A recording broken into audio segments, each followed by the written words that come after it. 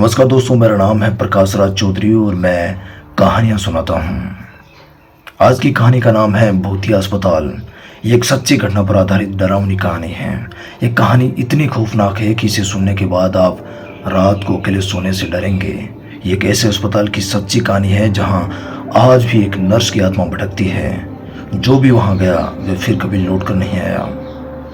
तो चलो फिर कहानी की शुरुआत करते हैं। उत्तर प्रदेश के एक छोटे से गांव में एक सरकारी अस्पताल था जो कई सालों से बंद पड़ा था। गांव वाले कहते थे कि वहां रात में किसी के रोने और कराहने की आवाज़ें आती हैं। लोगों का मानना था कि वहां एक नर्स की आत्मा भटकती है जिसकी कई साल पहले हत्या हो गई थी। कोई नहीं जानता था कि वह उस अस्पताल में क्या हुआ था, लेकिन जो भी जिज्ञासावश अंदर गया वह फिर कभी वापस नहीं आया।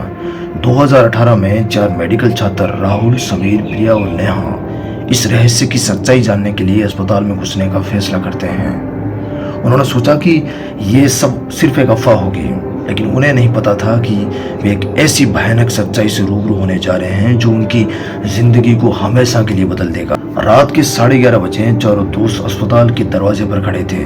इमारत टूटी फूटी थी, खिड़कियों के शीशे टूटे हुए थे और अंदर अंधेरा था। जब राहुल ने दरवाजे को धक्का दिया तो वे चरमराते हुए खुल गया। जैसे ही वे अंदर गए उन्हें हल्की सी बदबू महसूस हुई, जैसे किसी सड़ी हुई चीज की गंध हो। प्रिया ने मोबाइल की टॉर्च जलाई और देखा कि दीवारों पर अजीब अजीब लाल निशान बने हुए थे। ऐसे लग रहा था जैसे कि किसी ने खून से कुछ लिखा हो, लेकिन शब्द धुंधले हो चुके हो। तभी उन्हें एक हल्की सी फुसफुसाने की आवाज सुनाई थी, मुझे न्याय चाहिए। चारों एक दूसरे की तरफ देखने लगे। यह हवा की आवाज होगी, समीर घबराहट छिपाते हुए बोला। लेकिन तभी गलियारे के कोने में किसी के खड़े होने की आहट सुनाई थी। सामने थी एक परछाई, मौत की दस्तक। राहुल ने धीरे धीरे टॉर्च घुमाई और जो उन्होंने देखा उनसे सबके रोंगटे खड़े हो गए। एक लंबे काले बालों वाली औरत सफेद कपड़ों में खड़ी थी। उसका चेहरा नीचे झुका हुआ था, लेकिन उसके हाथों से खून टपक रहा था। कौन हो तुम? नेहा ने कांपती आवाज में पूछा और धीरे धीरे उनकी तरफ बढ़ने लगी।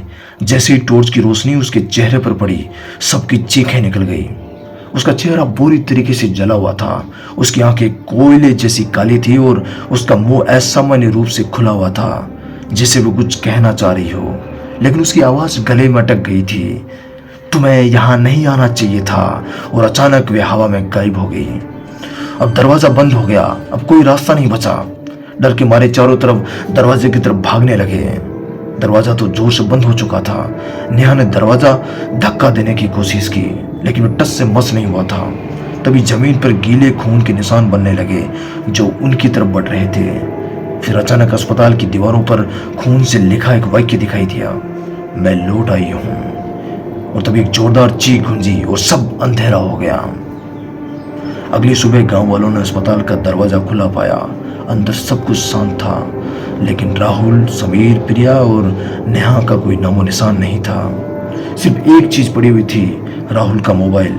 जब गांव वालों ने उसका वीडियो देखा तो उसमें सिर्फ एक चीज रिकॉर्ड हुई थी, एक औरत की धीमी आवाज जिसमें वो बोल रही थी, अब मैं अकेली नहीं हूँ। कहते हैं कि उसके बाद कोई भी उस अस्पताल में जाने की हिम्मत नहीं करता, और जो जाता है वह कभी लौट कर नहीं आता।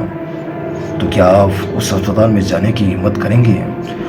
दोस्तों, कहानी पूरी सुनने के लिए धन्यवाद। मैं ऐसी कहानियाँ और लेकर आता रहूँगा। वीडियो अगर अच्छा लगे तो लाइक ज़रूर करना और हमारे इस चैनल को सब्सक्राइब ज़रूर करना।